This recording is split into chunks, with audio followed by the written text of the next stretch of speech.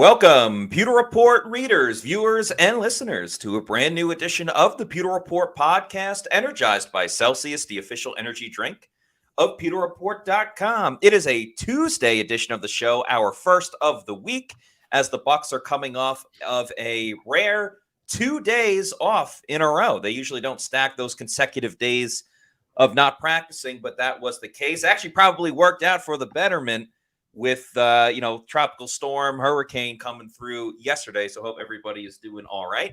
But we got a lot to get into for today's practice. We'll also be analyzing all of the interceptions that have come up at Bucs camp. It's been a great back and forth between the offense and defense. The defensive players have certainly had their moments with taking the ball away, which is very important because we know that was an issue for the Bucs last year. I'm your host, Matt Matera. Joined with me is the face that runs the place at PewterReport.com, SR Scott Reynolds. And Scott, there's been a fair amount of interceptions so far this year in training camp, and we saw a couple of more today. Yeah, we did. Not exactly what you want to see from Baker Mayfield, mind you, but at the same time, the defense came away with some more interceptions, and that's not a bad thing because we need to see more interceptions from this Todd Bowles defense. And it was good to see Zion McCollum get another interception today. Baker Mayfield took the lead in interceptions. It did a story on the interception tally at training camp so far. And John Wolford was in the lead with 6 interceptions. Not exactly a mark that you want to set, but Baker Mayfield threw 2 more picks today. Should have had 2 more. And we'll dive into that for today's show. Also, because it's a Tuesday, we didn't have a show yesterday. We're going to do roll call at 4:20 today. So if you're catching our live show, lucky you, because we'll be participating in roll call at 4:20. We want to hear where you Pewter people are from and where you're watching the show today. Yeah, that is right. I'll be talking a little bit about the quarterbacks today.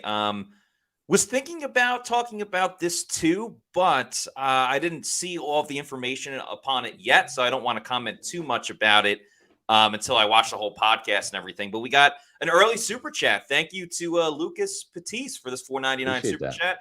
Again, remember, if you super chat us, we're happy to get to your comment or statement, whatever it's about, ASAP. So Lucas says, I just watched Devin White on the Pivot podcast, and oh my God, I can't wait for the Eagles fans to turn on him when they see him play. LOL. Yeah, so I only saw a brief clip. It's Devin White obviously talking to Ryan Clark, the former Steeler, who does a ton of shows on ESPN. I actually think he's a really good analyst. And the clip I saw, and let's remember, these podcast clips, fans will take them out of context. You got to see the whole thing, and that's why I want to watch the whole podcast first before I give like a true evaluation of it. From what I saw, though, I just think it's kind of ridiculous to say, oh, I wanted to go to a bigger market. And obviously, the Bucs didn't pay him what Devin White felt he should get paid, and they made him play on his 5th-year deal. My argument would be, well, yeah, the Bucs didn't pay Devin White, but also no other team broke the bank for Devin White. Right. Like, if he felt he was worth all that money, where's the big contract that Devin White was looking for? I mean, we're all confused right now with Brandon Ayuk and, who's he going to sign and trade with because he's on the 49ers, but it looks like the Niners don't want to give him that deal. There was not a bidding war for Devin White in the year's offseason. And I think during the year, some outsiders, and again, I will say outsiders, some people nationally may have thought, wow, how is Devin White going to be a free agent this year? He's been with the Bucs for so long and done all these great things. But no, you watch the tape, you watch the games week in and week out, and you see the Bucs made the right decision with Devin White. And you know what? I'm good with the drama. I'm happy that maybe it's a little spicier when it's Bucs Eagles when that game comes about this season. Exactly. This was a very heated rivalry back when both those teams were vying for supremacy in the NFC. Back in the end of the Tony Dungy era, the beginning of the John Gruden era in the early 2000s. And so it's good to see a little spice because last year the Bucs played the Eagles twice. They got waxed at home on Monday Night Football in week 3, and they came back for some revenge in prime time on another Monday night game. That was the Bucs wild card win over Philadelphia 32-9. So yeah, maybe this will be kind of a reinvigorated rivalry that kind of harkens back to the day of when Rondé Barber shut down the vet by picking off Donovan McNabb and racing 92 yards to glory. So we'll see if there's any more sensational plays when the Bucs go up against the Eagles. And Devin White returns to Tampa later on this year. Yeah, I wonder what type of reaction he'll get from the Bucs fans, because I think we do have to remember, while it did end somewhat sour in kind of him leaving the Buccaneers in free agency, you also got to remember he was a 5th overall pick, helped the Bucs win a Super Bowl. So I hope he does get cheered. I understand why Bucs fans are mad at Devin White, and he says something like he did in this interview / podcast, and may not be happy with him, but sometimes you got to remember the good times and not harp on what went wrong. Yeah, exactly. Well, I'll tell you what, we're going to get into what went wrong for Baker Mayfield here in just a few minutes, but a couple of housekeeping things to talk about first, because the week has just begun here on Pewter Report TV with the Pewter Report podcast. We do 4 shows each week, Matt. So we're going to do a show today at 4 o'clock. We're doing one on Wednesday, which is tomorrow. And then we're going to do another show on Thursday. And then Friday, the Buccaneers travel to Cincinnati. And then what are we going to do for that 4th show this week? Oh, yeah. Post-game podcast. How about that? We have football. We got football this week, folks. We got Bucs versus Bengals. So to talk about that, we're going to have tomorrow's show be what to expect in the Bucs preseason. We're going to be talking to Liam Cohen and Todd Bowles during practice tomorrow and getting some insight from them about what they're looking forward to and what they want to accomplish. It's not just getting a look at the young guys like it used to be, Matt. This is a pretty veteran-laden team. You're going to see some of the players we've talked about, the Jalen McMillans, the Graham Bartons, the Bucky Irvings, the Chris Braswells. They're going to get a lot of playing time this year, and it certainly starts in the preseason on Saturday. Tyke Smith also in the mix. But we really want to see what this offense can do, what this Liam Cohen offense is going to look like. It's going to be a little vanilla, but I think they're going to want to establish the run in the preseason and get that mindset and mentality going up front with Kevin Carberry, the new offensive line coach. So that's going to be the topic tomorrow, what to expect in the Bucs preseason at 4 o'clock. On Thursday, folks, we got a special guest. Yes, we do. This one's going to be interesting. This one's going to be Falcons coach Raheem Morris. That's right. We're going to have former Bucs head coach, current Falcons head coach Raheem Morris join the Pewter Report podcast at 4 o'clock to go back in the day when Raheem started as essentially Mike Tomlin's assistant, working for Monty Kiffin on that Super Bowl defense back in 2002, to then replacing John Gruden as the head coach of this team in 2009, and then beating the Buccaneers as the Rams defensive coordinator in 2021 here at Raymond James Stadium, and then now becoming the Falcons head coach going up against his former team. So there's a lot to talk about Bucs related when it comes to Raheem Morris, who started his NFL career here in Tampa Bay. And now he'll be facing the Buccaneers twice a year. And we're going to spend an hour going down memory lane and talking about his time with the Buccaneers, his time with the Rams, and getting some insight from him on Liam Cohen, who he knows quite well from being out there in the Rams organization, working with Sean McVay on the defensive side of the ball. And then we're going to be taking a little sneak peek about what the Falcons are doing in training camp. So this should be a very enlightening show. We welcome Falcons fans and Bucs fans. Please get along, right? And Buccaneer fans, Buccaneer fans, please represent at the same time, if you know what I mean. So this will be a fun show. So we're excited to have Raheem Morris. I know Raheem. I go back decades with Raheem. So this will be a really fun show. He's excited to do it. We're excited to have him. That's Thursday at 4 o'clock. So a lot of great content coming your way here in just a matter of 24, 48, 72 hours. And also some good news. I don't have a foot fetish or anything like that, Matt. So I'm not trying to get a little crazy Rex here. Ryan is not on the show. Yeah, Rex Ryan's not on the show at the same time too. Like, I don't have a huge shoe game myself, right? I mean, I've got some Sauconys. That's pretty much what I wear. I'm not as stylish as some of the kids these days, but these are some pretty good looking ankles, if you know what I mean. And folks, these ankles belong to Yaya Diaby, who was out at Bucs camp today, walking around without a boot. That's right. No walking boot, no brace on his ankle. And he looked like he was moving around pretty good for a guy that has a high ankle sprain. Typically, I've seen guys with high ankle sprains have to kind of, have that immobilizer, a walking boot on, or not even put pressure on it and kind of stroll around in the cart. We've seen that with Vita Vea before, and Kalijah Cansey with calf injuries. They try to keep you off that foot. But I'm telling you, Yaya Diaby walking around without any type of limp or anything like that. This was a really, really good sign for the Buccaneers. Now, they're not going to play him in the preseason. He's probably not going to practice for weeks. They want to get this 100% right and get him ready for the season opener against the Commanders, Matt. But this was a really good sign to see him out there today. Yeah, I was thinking about like last year, Kalijah Cansey, was up on a scooter for a little bit, and I think had a boot at one point or another. And even going back to like Vita Vea when he was a rookie back in the day, Right. or they're getting injured again. So just seeing Yaya out there without any type of cast or boot or anything like that, I think is of super importance. And the fact that, Yaya is a guy that, doesn't live on social media, but he's fairly active on social media. And the fact that, he was able to send a message to Bucs fans being like, thanks everybody. Like, I'm going to be good to go. And, he's reposting this or retweeting that. That's usually the sign of someone that's confident that they are going to, return on a regularly timed schedule. And Yaya is just a gigantic figure. So I feel like he has his own special healing powers just based on like the workout animal that he is. That's going to allow him to heal up pretty quickly. Because honestly, when Todd Bowles was talking at the podium, or the table, I should say, being like, oh, he's going to be ready for, week 1 of the regular season. In my head, I'm going, okay, that sounds great. But, injuries can be such a weird timetable type of thing. And like, I don't want to strike fear into the hearts of Bucs fans, but Kalijah Cansey was supposedly ready for the beginning of the regular season.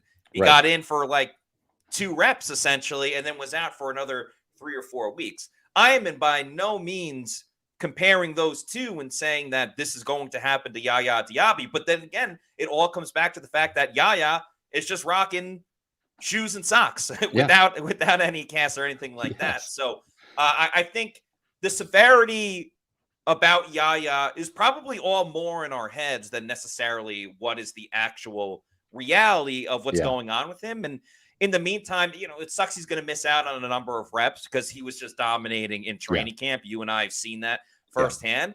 But I'm going to spin it positive and just, say I think this is exciting to get a lot more of Chris Braswell and find out exactly what Tampa Bay has in him for this season in terms of, is he going to be a guy that's going to compete to potentially be a starter opposite of Yaya Diaby? Right. Can he lobby with Anthony Nelson and Joe Tryon-Shoyinka and tap into some of their snaps a little bit? Or is he going to be more of a rotational guy that it may take half a season for him to truly find his footing? I'm not saying we're going to have all of those answers after the first preseason game against the Cincinnati Bengals, but it's a weird spot where you're thankful and you can exhale that Yaya is going to be good to go, while also you can point to, hey, some other guys are going to be able to stand up and see what they got. Yeah, I think you nailed it, Matt. I think you're spot on. I mean, there's no doubt that Yaya Diaby would have gotten better in training camp. He would have sharpened those tools a little bit more, right? And playing some snaps in these preseason games, he would be a better, more finished product. He's not finished by any means, but he would be closer to being a finished product heading into the season than missing this time. At the same time, I think you and I pretty excited by the fact that he is dominant. I mean, he was clearly the best Buccaneer defender for the first week of camp. Like, there's no doubt about it. It was Yaya and then everybody else. I mean, he was that head and shoulders. He was the game wrecker out there. Every single practice, he was disruptive, getting would-be sacks, blowing up the run game, just on another level. And so, having said that, he's going to pick up where he left off. There's no doubt about that. In my opinion, he's going to be maybe even a little bit fresher coming back into the scene. Remember, when Kalijah Cansey was out those 6 weeks, he came back and got a sack in his first game against Jared Goff and was really kind of a wrecking ball right from the get-go. I kind of expect the same thing from Yaya Diaby. When he comes back, he's going to be firing on all cylinders, ready to go. But you mentioned a very important thing. Getting Chris Braswell ready. We saw Joe Tryon-Shoyinka dressed for practice today. They're holding him out of contact. He's He's nursing a little bit of an undisclosed injury. Wouldn't be surprised if he sits on Saturday, and that means you're going to be seeing what we saw today. Anthony Nelson and Chris Braswell starting, and then Marquise Watts and Jose Ramirez getting a ton of reps behind them. Both those guys were battling for a roster spot last year. Watts kind of upset the 6th-round draft pick, and he got the roster spot.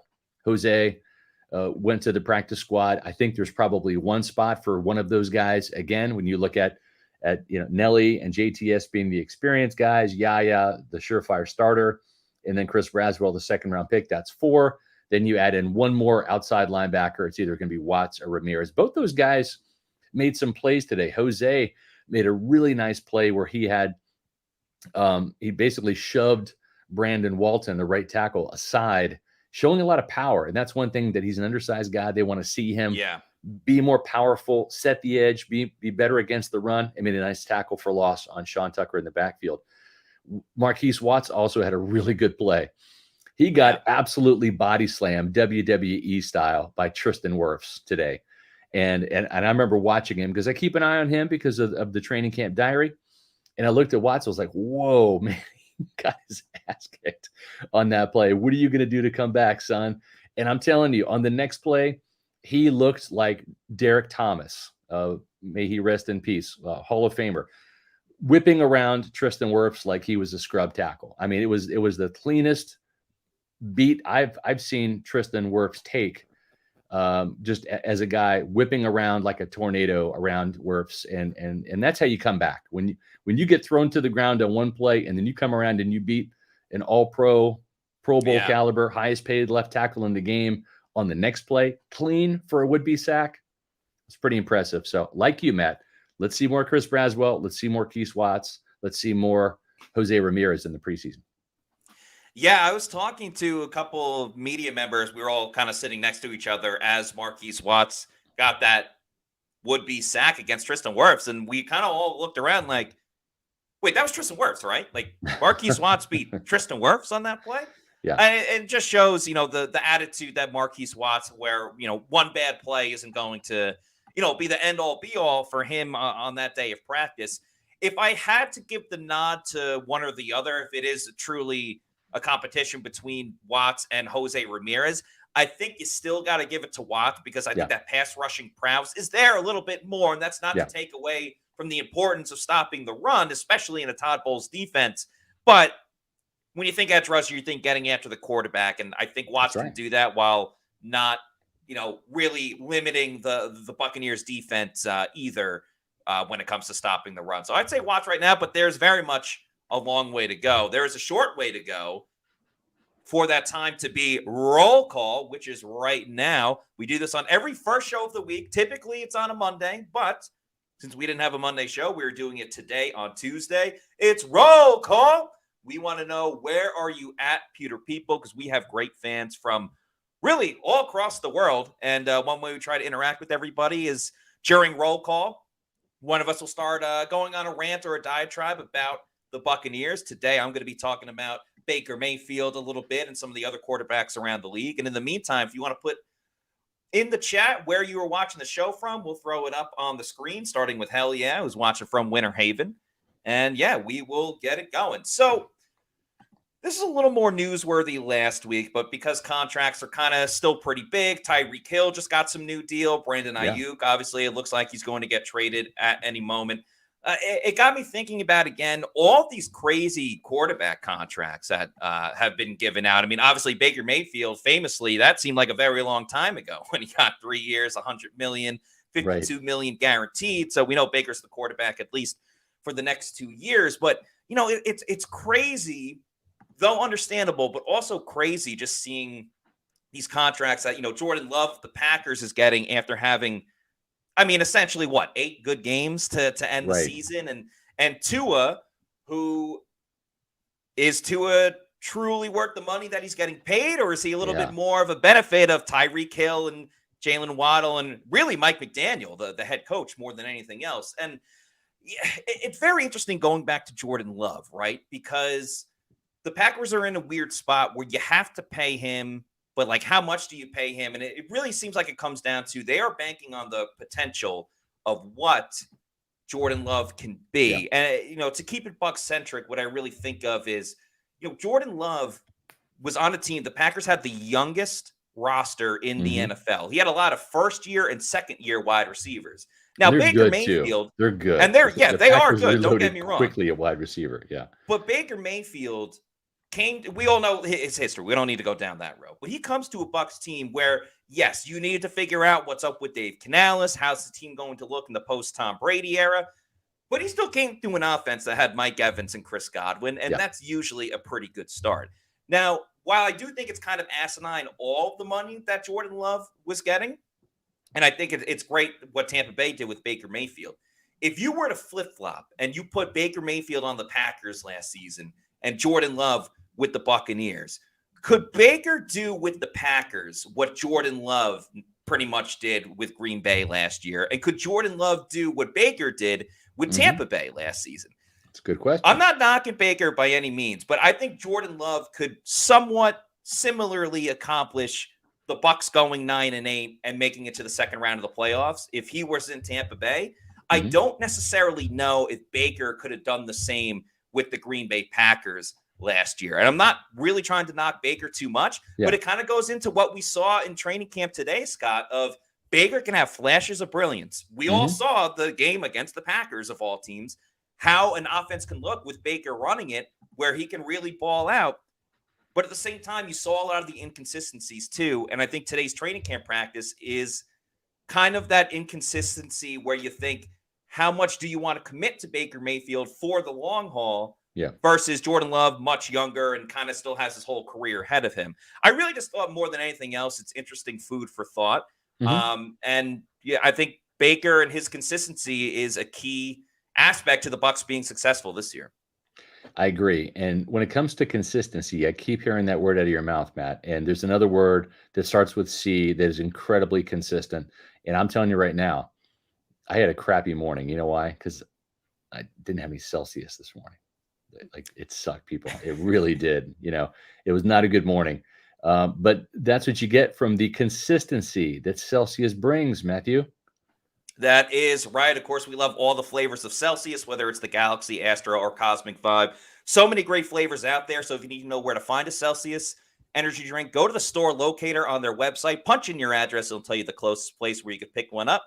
Might be a Walmart, a health and fitness store. If you're lucky enough, it could be your bodega. And don't forget, if you want to buy Celsius in bulk, you can over on Amazon. Just do the subscribe and save and have it sent to your place of residence whenever you want. You're in charge. You're the captain. Just make sure you're drinking Celsius energy drinks, the official energy drink of the Pewter Report podcast. Scott, we got a couple of super chats to get to that I saw. We had one from a little bit earlier. Did not want to forget about that. Shout out to Big July. Yeah. Thank you for the $4.99 super chat. Glad you're staying with us in August. Big July, who says, nice to meet you all at training camp today. Sean Tucker looked really good today, and I can't remember his name, but wide receiver number 81 was getting fed today. So awesome meeting all of our fans out there. Also want to give a shout out to Troy, who we met today. Took a picture with. Of course, saw Nathan Elliott out there as well. Had a great combo with him. So love talking to all of you guys and gals. Have so much fun. So please keep saying hello. It certainly makes my day, and glad that we could chat with you today, awesome. Big July.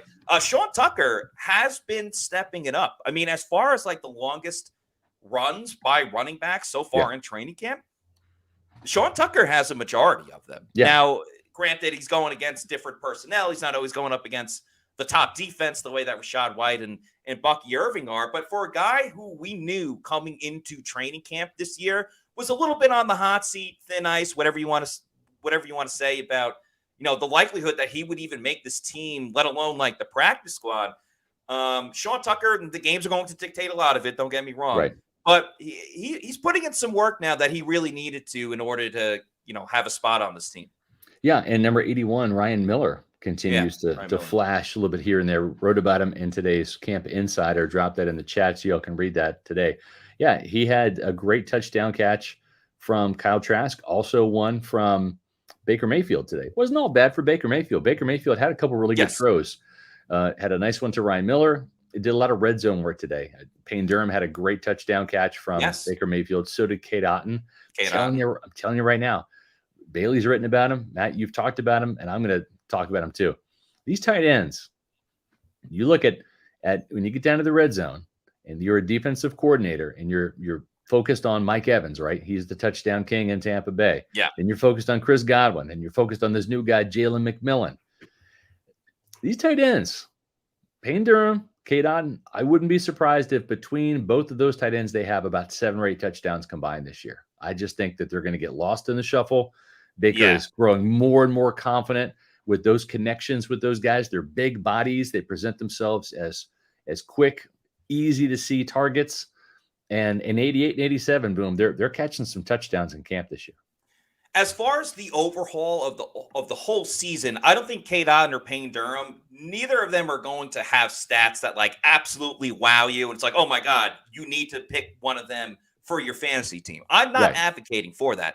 But the gambler in me that likes doing random props like anytime touchdown, things like that, that's where you may hit some money, especially with Payne Durham, who is not the number 1 tight end on the depth chart. Because there is going to be more of a role for those guys. I mean, we've seen the tight ends more involved in this training camp than certainly I believe that they were a season ago. And that's where we really thought we were going to see true production from the tight ends, because it was more 2 tight end sets versus now more of that 1 tight end set. But obviously you'll get different looks in the red zone. So, if they want to carry the mantle that Cam Brate had for the longest time, like, again, not a huge stat producer in terms of chunk plays and things like that, but the red zone, you got to be looking out for Cam Brate. Yes. I think that really is going to be the role of Payne Durham this year. Well, obviously, Cade Otton can do it. He has done it before. And Cade Otton has clutch moments in his brief Bucs career. That's a great trait to have. That's a great trait to have, especially for this team where he's not going to be relied on to be the number 1, not even really the number 4 target on this offense. So Matt, we've got some more super chats here, but you keep mentioning roll, and we're on a roll, and we did a roll call. Let's find out where some of these Pewter people were watching and listening from, shall we? We got the Prodigy Lawn Dad, San Antonio, Texas. We got Nathan Elliott, saw him today from Bradenton, Florida, out there at practice. Derek from the Philippines, your fault for this 4:20 a.m. alarm. I love the Pewter Report live chats. We love you waking up at 4:20 a.m., Derek. Derek, you're the man. Thank you so much. Very much. We got Plaque 5 White in Ellenwood, Georgia. I've driven through there before. And Majestic, Umatilla County in Oregon. Is that around the Oregon Ducks? Bucky Irving is looking pretty good. So, Fred, I think if you're a Ducks fan, you're going to be happy with Bucky Irving and Red and Pewter. Jay, Bomb First in Santa Ana, California. We got a lot of California folks chiming in today, also from the West Coast. We got Big July from Lutz, Florida. We love our international peeps. Frederick Rapp from Gothenburg, Sweden. We got Richard Taroka from downtown LA. Speaking of Aaron Rodgers, we got Brian S. visiting Green Bay, Wisconsin today. And make sure you get some cheese while you're there. Wasp from Miami, Florida. We got James Hamilton from Louisville, Kentucky, home of some great bourbon. And sorry, I said Louisville. It's Louisville, Kentucky, as I found out up there. So appreciate everybody joining us on Roll Call typically on Mondays, but here on a Special Tuesday edition. Yeah, let's get to that other super chat. Thank you to Mark Fisher, also known as Rev Fish. Thanks for the $4.99 super chat, who says, laughable Bucs depth chart. So Barton's not a starter? Also, is Hainsey not helping Barton? Your article only mentions Bredesen. Is he bitter / a team player? Yeah, I mean, Robert Hainsey is a team player. I actually talked to Tristan Wirfs about that. I'll have a story up probably tomorrow morning about that. It's kind of a tough situation because you've got Robert Hainsey, who's like best friends with Luke Gedeke and Tristan Wirfs, but he's going to get replaced by Graham Barton. And it does make for a little bit of like kind of an awkward, situation, but this is where the word professional comes in. These are professional football players. You got to be professional. This is a competition. May the best man win. This is also, this is not a contact sport, Matt. This is a collision sport. Every single starter is one hit away from being out of the lineup and that backup in the lineup. We've seen it too many times. No one thought that Robert Hainsey was ever going to be a starting center in Tampa. All of a sudden, Ryan Jensen goes down and basically out for his career in training camp. The second day of training camp was almost a career-ending injury. So you never know. I will say this. Graham Barton will be the starter this year, and I don't think that's much of a secret. He had to, he wasn't getting the starter reps today in practice. It was Robert Hainsey's day, but I'm telling you, this is a guy that I think he had some tremendous reps against Vita Vea today in one-on-one pass rush, pass pro. And I've just been really impressed with what I've seen from Graham Barton. Yeah, as far as like Robert Hainsey not helping Graham Barton, that's not the case. I mean, Hainsey's not trying to like sabotage him. He's not going to pull a Tanya Harding on Graham Barton. Bredeson's actually talked a lot about how awesome the entire room is. Obviously, there is that friendship between Tristan Wirfs and Hainsey and Justin School and Luke Gedeke, but that doesn't mean that like it's just them hanging out and they're not including the rest of the offensive line. I think Graham Barton the other day was just kind of asked specifically about Bredeson, and it makes sense too because he can somewhat put himself in Graham Barton's shoes in terms of like, I played a bunch of different positions on my other team, and the focus on center sometimes can be a little bit much. And when you're calling out the defense, trying to think about what your assignment is, which a lot of times for the center is trying to block Vita Vea, which is not a tough, not an easy task by any means. Oh, and then also you have to snap the ball and you have to snap it properly. And sometimes it's all about the timing too, because you have other players in motion. That is a lot. I mean, when I played back in the day, I played tackle and center, and I had to think less when I was playing at tackle than at center. I'm not comparing myself to all these professional football players, but there's a lot of things moving on. And I think that's why Graham Barton has had some bad snaps during training camps. And I think that's just the growing pains of, one, a rookie, and two, an offensive lineman that hasn't always really played at center. And, if he played center his entire career at Duke, maybe you don't see, 3 or 4 of the miscues that we saw. Maybe there's only 1 or 2 of them. But that's just kind of the nature of when Tampa Bay decided they're going to keep him at center after drafting him. Yeah. And this was that rep I was talking about. And it's hard to look good against Vita Vea. Vita Vea is really good at making you look bad. That's just how he is. He is hell on wheels in those one-on-one pass pro, pass protection drills. And the reason why is because there's no help. It's you and him. There's nowhere to run. There's nowhere to hide. And Vita typically would just bowl you over. But Graham Barton has phenomenal technique. And then that's the one thing I saw, even at left tackle when he played at Duke. Just reminded me so much of Valley Marpet, such a strong, athletic technician. And he just used great technique and it was almost effortless against Vita Vea. And that's really, really hard to do. I remember when Vita Vea would go up against Ali Marpet in practice. Remember those days in training camp? I mean, those were some epic one-on-one battles. And this was, a seasoned, experienced Marpet at the time. This is a rookie in Graham Barton having some good reps against Vita Vea. That's a really good sign early on.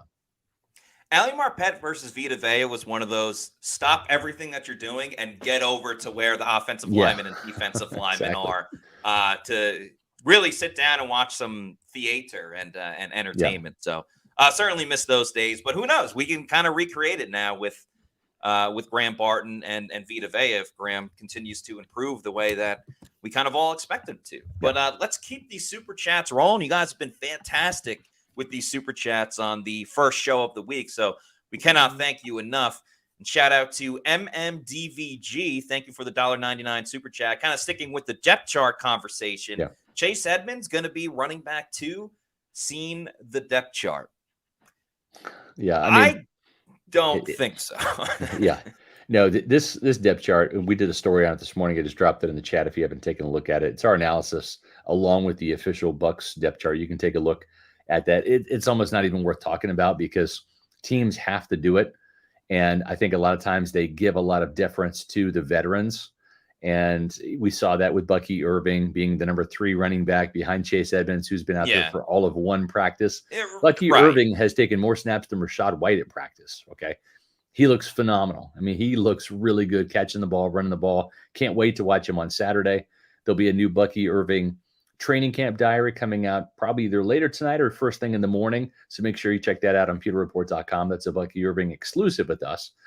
And I mean, they still have Trey Palmer as wide receiver 3 over Jalen McMillan. McMillan has clearly been the number 3 receiver, doesn't drop the ball, makes a lot of plays, etc. Can't be said about Trey Palmer right now. but it is what it is. They have to put these depth charts out. It's an NFL league rule when you start playing your preseason games. The interesting thing, Matt, I think that is kind of spot on.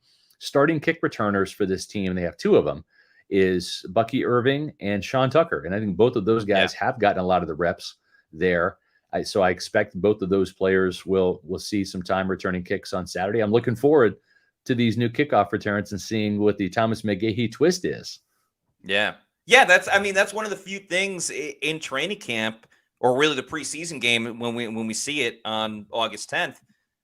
We don't really know what to expect. Like, yes, we've seen the drills. They were even doing it this morning out at training camp, but they're not tackling the returner at live speed. They're not even like fully blocking at live speed. So I have an idea for what Tampa Bay is going to do, but we don't truly know. So it is going to be very exciting. And I mean, realistically, one or two great returns by either Bucky or Sean Tucker could end up getting them the job. Now, they're not going to be anointed after 1 week, but this new kickoff rule excites me a lot because it very much does feel like you just need to make one or two people miss, and you could either have a touchdown or a really big gain. And we didn't necessarily see it in the Hall of Fame game last week between the Bears and the Texans. But I'm telling you, by the end of this regular season, I wouldn't be surprised if we saw at least 3 or 4 kick return touchdowns this season. Yeah, no, I'm with you on that. I could see it being certainly more exciting than the touchbacks and the waste of plays and all of that. So I'm looking forward to that. So let's get into today's topic, right? Which is interceptions.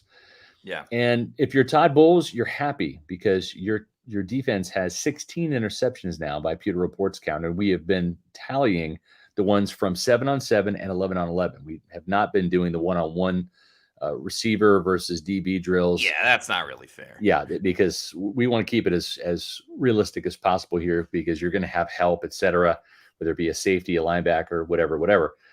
So let's go to the tally, shall we? And we have a new leader in the clubhouse. Baker Mayfield now has 7 interceptions. But let's preface this by saying Baker has not had a bad camp. I think Baker's actually had a very good camp overall.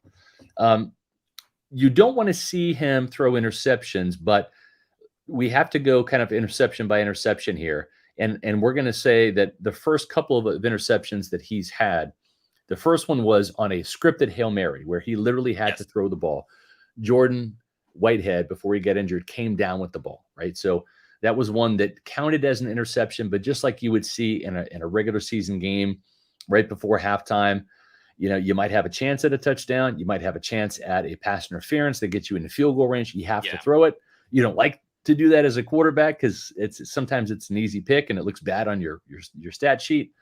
But that was an interception. He also had a pass that was deflected from Levante David, and it just happened to fall right into the arms of Jamel Dean, right? So there was an interception there that not exactly a bad read or anything. It's just great play by Levante David on the ball. The interceptions that he had today, though, Matt, were a little bit more alarming, and it's okay to have a bad day because, again, I think overall Baker Mayfield has had a really good camp. He looks better than he did last year. He is in no danger of losing a starting job, nothing like that. And sometimes you use training camp to test what you can and can't do, right? I mean, here's Emily with a question here. Hi, everyone.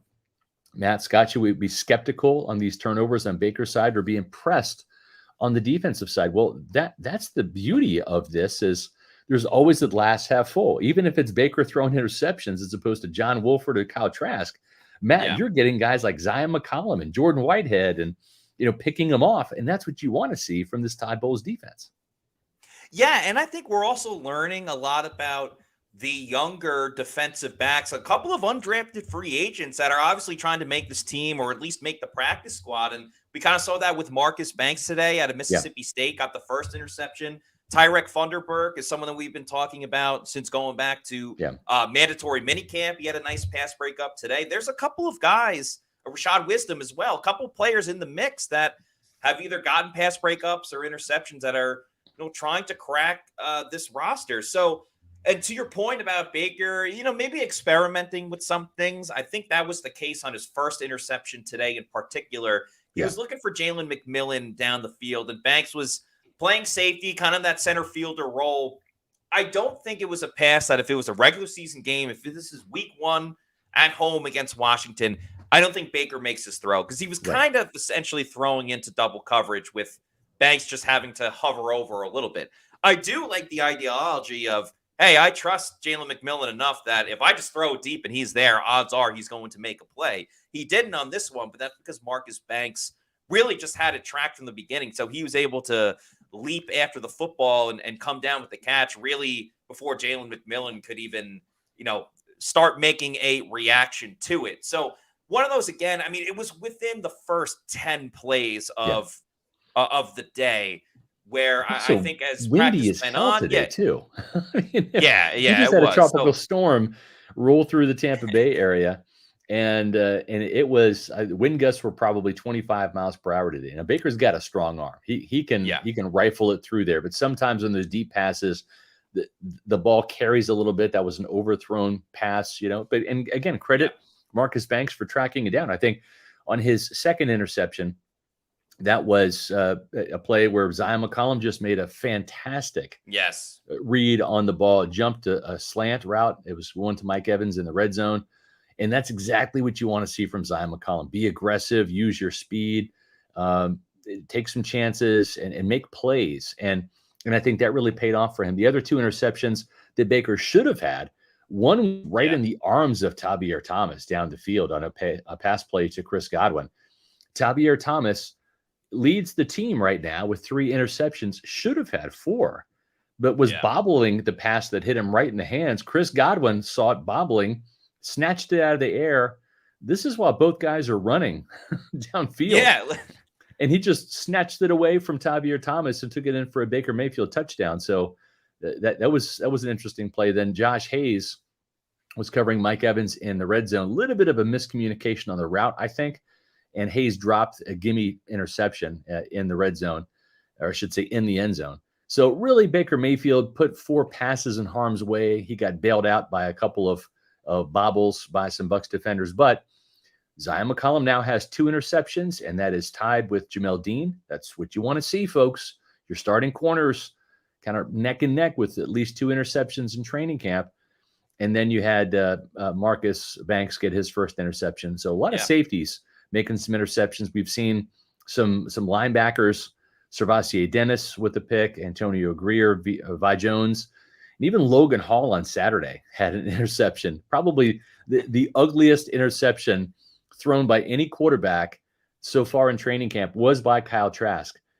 Not picking on Kyle Trask here, so stay away from me, Traskaholics. Okay, I'm not coming for your quarterback, but at the same time, it was a terrible throw. I mean, he threw it literally right to Logan Hall, didn't see him. He's a big 6'6" defensive tackle dropping in coverage, and he took it back for a pick 6. But the redeeming quality, if you're Kyle Trask, is you have thrown the fewest number of interceptions this year, just 3 in training camp. And Kyle Trask had a pretty good day today.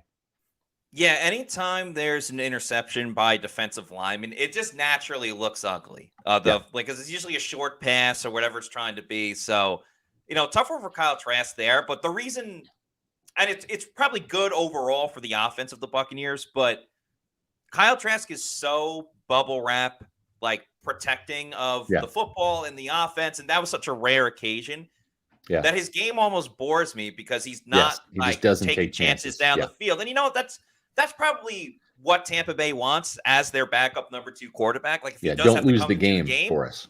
Yeah, exactly. Like if the Bucs have a 10-point lead going into the 4th quarter, I'm not saying the Bucs are going to run it every single time, but you feel pretty good about Kyle Trask at least holding it together for 1 quarter. So Trask not turning over the football, that's fine. I think we've kind of learned to become what type of quarterback he's going to be, which is if the person's open, he'll hit the wide open person, but he's not going to try to thread the needle. He's not going to try to hit specific windows.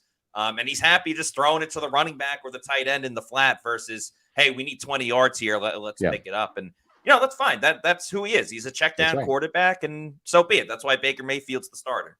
Yeah. It was also good to see Tyke Smith back out there. Tyke Smith sprained an ankle early in Saturday's practice. And you're kind of thinking probably going to miss out on that first preseason game. Nope. Tyke was right back at it today and looked really good, running stride for stride in man coverage with Chris Godwin down the seam. and had a timely pass breakup. And that's hard to do sometimes Yeah. when you're a rookie. You kind of panic a little bit, right? You get grabby, you reach around and make sure you grab hold of the receiver with one hand and then knock the ball away with the other. That's going to get flagged.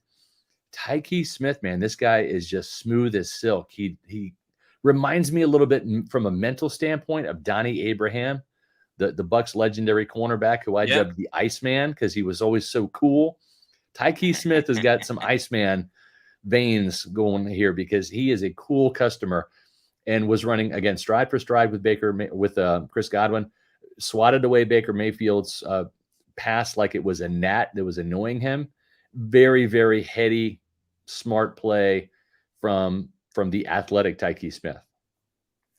Yeah, I'm waiting for him, and I think he's been really good, super solid. I see everything that Todd Bowles is talking about with just the football IQ, and feels like he's a veteran out there. He's had some nice pass breakups, but I'm truly waiting for like a big splash moment of an interception or whatever it may be. We may not even get that until the regular season, but that's fine with me. I think Tyke Smith is off to a very good start, and that's why you heard Jordan Whitehead say last week, Tyke Smith is so much further ahead as a rookie entering the league now than Jordan Whitehead was when he came into the league. So I think that's a great compliment by Jordan Whitehead. We got another super chat. Thank you to Revfish for this $4.99 super chat. It says, great TC story. Did you know John Lynch and Mike Allstott were not allowed to hit each other in training camp? Happened one, and coach said no more. Yeah, I mean, those guys, they would bring it. And practices back in the day, they didn't have these gladiator helmets on to protect against concussions. They were full contact to the ground, tackling, etc. That's just how football was back in the day. And ironically, players really didn't get hurt either back then. It's just kind of nuts. Yeah. Different era. But yeah, these guys would these were like two rams, that you would see out in the wild, just battering each other helmet to helmet. And so, yeah, for the sake of their health and keeping them ready to go for Sunday, Lynch and Allstott had to kind of not hit each other. And but it was fun watching that version of football. I like it a little bit better than today's football. But you know what? I was talking to Bucky Irving today, and we did see some thuds today, right? We saw Tyke Smith come down into the hole, and we also saw Winfield do the same thing. And Tavierre Thomas came down, and it was a big time collision between Thomas and Bucky Irving. And the little guy, Bucky Irving, kind of stood his ground and took the shot and dished it out a little bit. So I'm excited to see the physicality from this Buccaneer team on Saturday night against the Bengals. I think it's not just a fast team. I think it's also a tough physical team too. Yeah, Zion McCollum was another one, again, on Bucky Irving, where, again, they're not taking each other to the ground, but it was a nice pop of the shoulder pads. And I think I turned to Jay Retcher of WDAE, and I was like, this is what football is all about. And then I was like, well, modern day football, where you can't really hit each other, where you can kind of hit each other a little bit. Bucky, I mean, that's the name of this game, right? Is staying off the ground, being able to get the extra yards after absorbing the contact. And I don't think we've truly seen Bucky's game skill set, and the reason why the Bucs drafted him, I don't think we've even seen that yet. We're going to see it on Saturday. That's what makes Saturday all that much more fun. Yep. Tomorrow's podcast, we're going to be talking about that. What to expect in the Bucs preseason from Liam Cohen's offense and Todd Bowles' defense. So join us at 4:00 here on Pewter Report TV tomorrow live. And if you missed that show, you can always watch all of our archived podcasts, all of my Pewter Pulse videos, all of our clips from press conferences and training camp, all on Pewter Report TV. Matt, we're approaching 15,000. There's a chance that by Saturday night, we could be at 15,000 subscribers. So please make sure that you hit the subscribe button. It's free, and it just helps us grow our subscribers and gets us in front of more awesome Pewter people like you. And also, when you leave a comment on our videos, our Pewter Report podcasts, our Pewter Pulses, our training camp clips, when you leave comments, that and hitting the like button on these videos, it boosts our YouTube algorithm, gets us in front of more awesome Pewter Reports viewers like you guys have become, and we appreciate that. Thursday show, 4:00. That's right. This is not a misprint. Special guest, Falcons coach Raheem Morris. That's right. He was a former Bucs head coach and also was part of that Super Bowl winning team back in 2002 when he was an assistant to Mike Tomlin and Monty Kiffin on the Bucs defense. So we're going to have a lot of fun talking NFC South football with Raheem Morris, Falcons coach, on Thursday at Pewter Report TV. And one little last thing to plug here. We are starting, because we've had a lot of Buccaneer fans, a lot of you Pewter people say, how can we support Pewter Report? We appreciate the super chats. You guys are fantastic. Yes. But we used to have a subscription to Buccaneer magazine back in the day. Then it was Pewter Report magazine. Well, we have a new thing we're launching. It's called a channel membership here on Pewter Report TV. And you can show your support for Pewter Report by becoming a channel member. And we're going to be rolling this out tomorrow, but here's a little bit of a sneak preview. We have 4 different membership levels. The first one, $3.99 a month, and it gives you loyalty badges. So whenever we see you guys in the chat, or if you leave a comment on our videos, you'll have that loyalty badge, and it means that you're officially part of the Pewter people, right? And it will also give you custom emojis, Bucs-related emojis to use in the live chat as well. So those are fun to work with. And then we have the Pewter Pro membership. That's $6.99 a month. In addition to those perks, you also get early access to our videos. So you'll have the opportunity to watch those probably about a day before they're launched to the public as well. The Pewter Premier membership for $9.99. You get all of that, plus weekly shout outs to those members. We appreciate all of our members at the different levels. And you're also going to get exclusive Q&As with the Pewter reporters on a weekly basis. So it's really kind of like a live chat with us, probably going to be on Fridays, that you'll have access to, where you can ask us anything. And we'll have a conversation with you guys and also dish out some inside scoop. And then the Pewter Platinum members, this is probably not going to apply to most of you, but we do have some Buccaneer fans out there that want, all of the perks.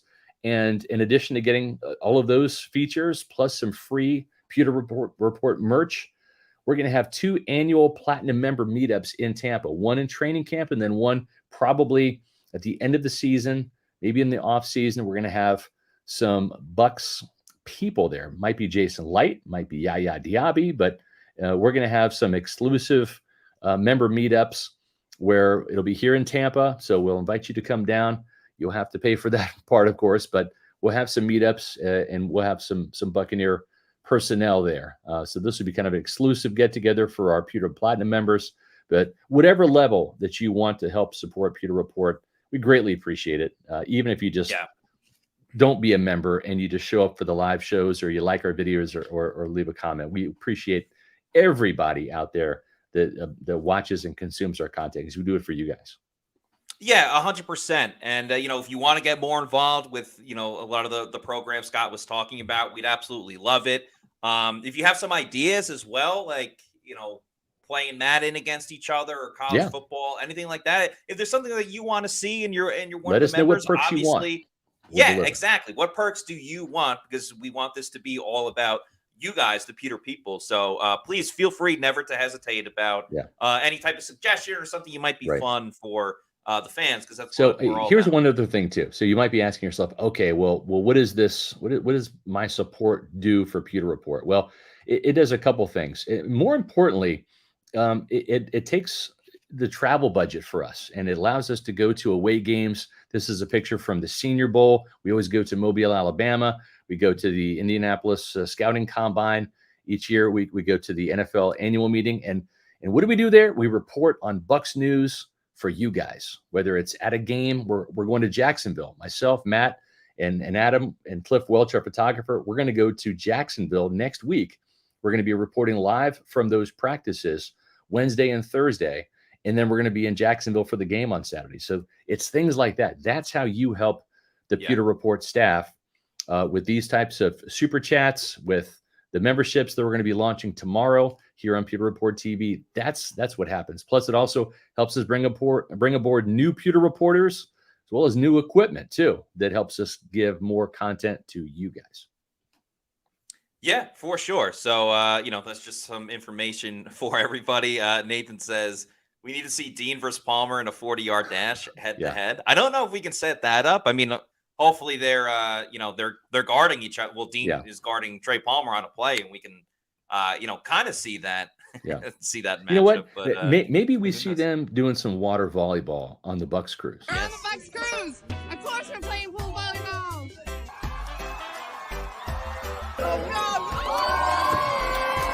Hey, we on the Bucs cruise, of course. Anytime I say Tampa, they will say Bay.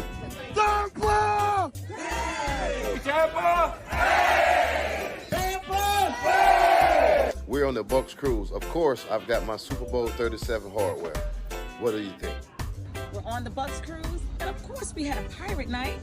Arr! Arr!